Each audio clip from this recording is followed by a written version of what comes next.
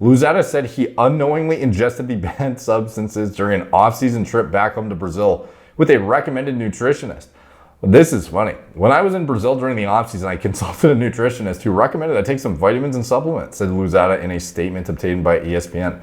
Because she has a history of working with professional athletes, I would never have imagined that any of those substances would be banned or could be contaminated.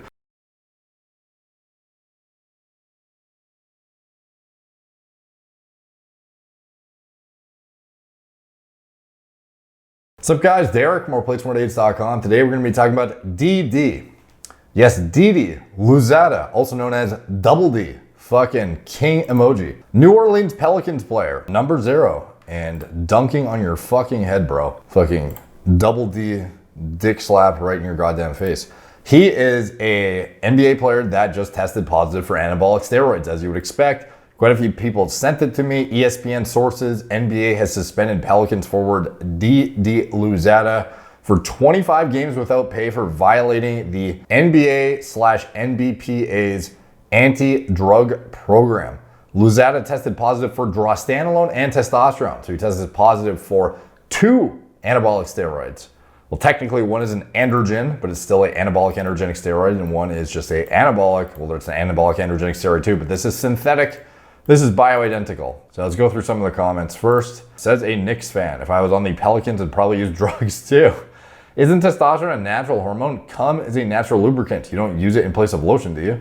I truly believe the NBA is like Russian doping scandal, where every year a few players who are at the bottom of the roster or old veterans past their primes are flagged with positive tests as scapegoats, so their anti-drug policy looks like it works and makes people not think everyone is.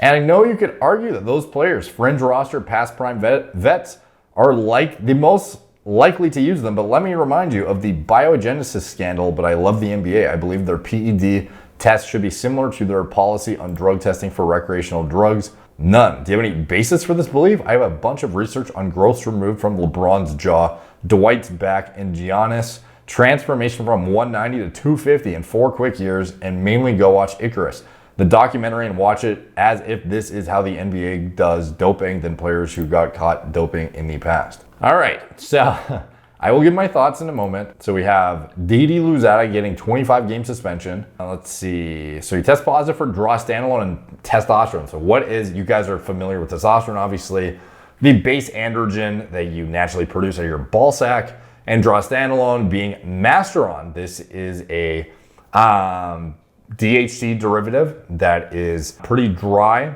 It's not something that's going to inflate you with, significant amounts of water weight.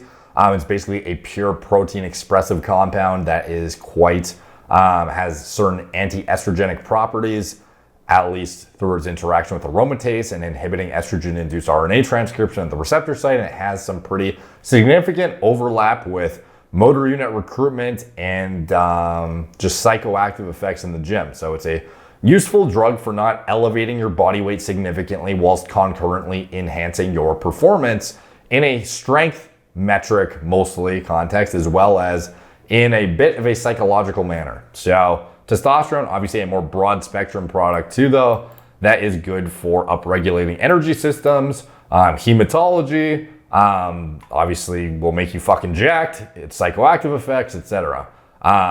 So anyways, the suspension begins Friday as the Pelicans take on the Los Angeles Clippers. Let's see, so 25 games without pay. So again, it's not like he's kicked out of the fucking NBA. There's some like really harsh penalties in like the UFC, for example, pretty fucking harsh, but again, you're fighting people, so maybe it should be more harsh. But ultimately, the lackadaisical testing in some of the professional sports leagues that have more funding, it's kind of shocking how much lower the scrutiny is than USADA and the UFC that have a much, ultimately like the budgets and whatnot, like who could allocate more money, the NBA or the fucking UFC? Well, obviously the UFC is starting to blow up and whatnot, but I mean, like historically, like USADA has been in the picture for a minute now, and the NBA and the NFL and these like mega fucking massive corporations, they had way more financial resources to actually implement good high scrutiny testing, back in 2015, 2016 when UFC was starting to take this shit seriously. So, and they didn't. You have the NBA with, I don't even think you're guaranteed to get tested once per year in the NBA. You have like 2,200 randomized tests, and they're allocated accordingly based on, I don't know, like, it's like 4 tests during the season and then 2 tests in the off season, and half of those can be HGH isoform differential immunoassays to assess for HGH abuse, which ultimately, like, if you're getting tested like fucking 2 to 3 times at most for HGH when it has a detection window of like 12 to 24 hours, like, what do you think's gonna fucking happen, bro? And that's for a synthetic HGH that is recombinant in nature with the disproportionately high 22 kilodalton variant isoform developed in a lab. And even then, that is dose dependent. It's not like if you're replacement dosing it or something, like, are you going to undoubtedly catch somebody? You know, not really. There are certain genetic variations, polymorphisms, pharmacokinetic profile differentiating factors that will ultimately dictate if somebody tests positive or not. And even with high scrutiny testing, like when Mirko Krokop admitted to taking GH, they literally tested him for it and couldn't detect it when he admitted to being on it. So he got suspended based on him admitting it, but not even because the test could fucking detect it. So again, HGH is not easily detectable, and it's, in my opinion, highly leveraged in the NBA. But anyways, getting tested positive for draw standalone and test, is that a reasonable choice of compounds? Is this a result of tainted supplements? Or let's read further. Louzada, a 22-year-old second-round draft pick in 2019, has played in 5 NBA games, all with the Pelicans. 3 in 2020, 2021, and 2 so far in 21-22, while also spending time at the Pelicans G League affiliate in Birmingham. He hasn't scored a point through roughly 7 minutes of total NBA play this season. According to ESPN's Adrian Wojnarowski, Louzada said he unknowingly ingested the banned substances during an off-season trip back home to Brazil with a recommended nutritionist. This is funny. When I was in Brazil during the off-season, I consulted a nutritionist who recommended I take some vitamins and supplements, said Louzada in a statement obtained by ESPN. Because she has a history of working with professional athletes, I would never have imagined that any of those substances would be banned or could be contaminated. Once I learned of the positive test, I immediately cooperated completely with the league and union to help all of us understand what exactly occurred. I would never knowingly take anything that violates NBA rules. I accept my responsibility in this situation. I deeply regret that this happened. I apologize to my team. I apologize to my team, my teammates, and Pelicans fans for this mistake. He signed a 4-year, $7.686 million contract. Damn, dude. The guy who plays 7 minutes in totality gets $7.6 million? That's fucked up with the Pelicans during the offseason. Like, this is the budget they have, and they still test like fucking a couple times a year for GH.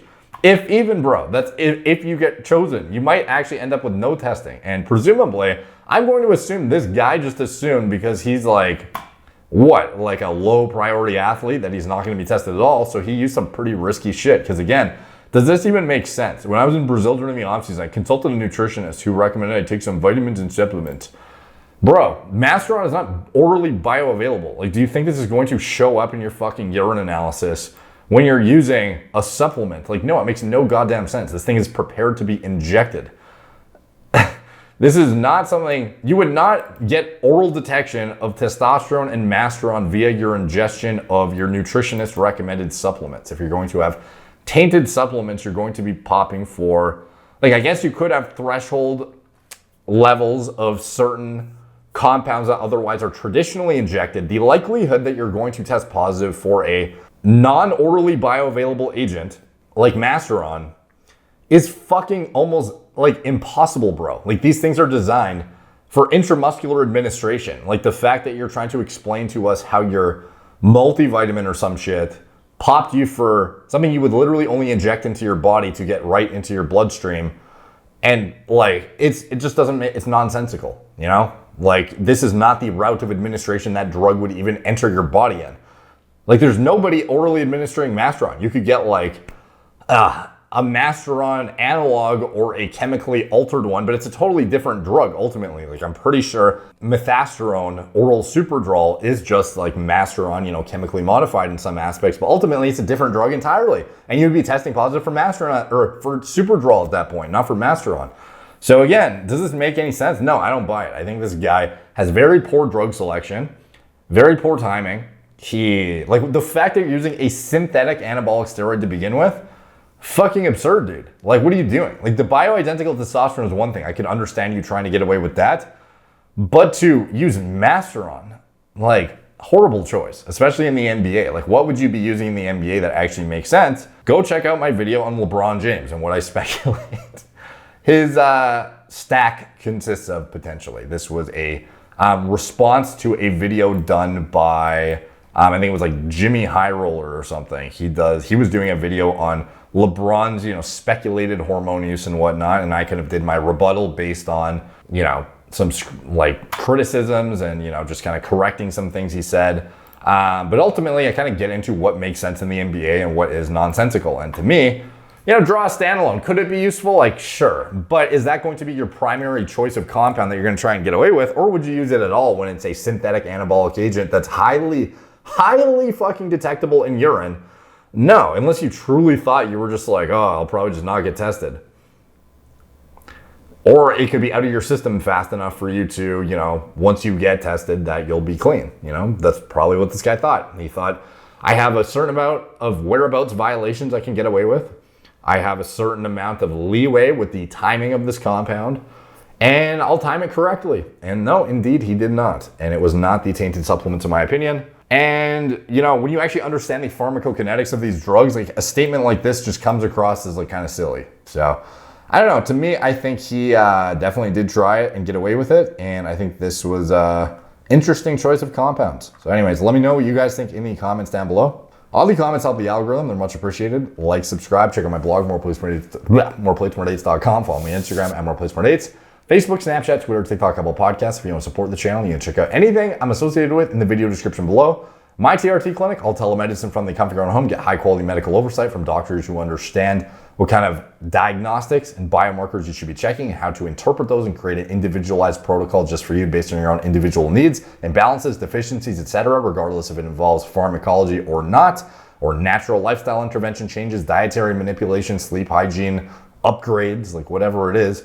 We're turnkey, we do it all, and we will not just haphazardly throw you on drugs. So anyways, you can check us out. And anything else I'm associated with, Gorilla Mind, nootropic formulas, Gorilla Mode, pre-workout formulas. I designed myself from scratch, my recommended diet model for gaining muscle and sports performance, clothing company that sponsors me, anything else I'm associated with, it's all in the video description below. Thank you guys for watching.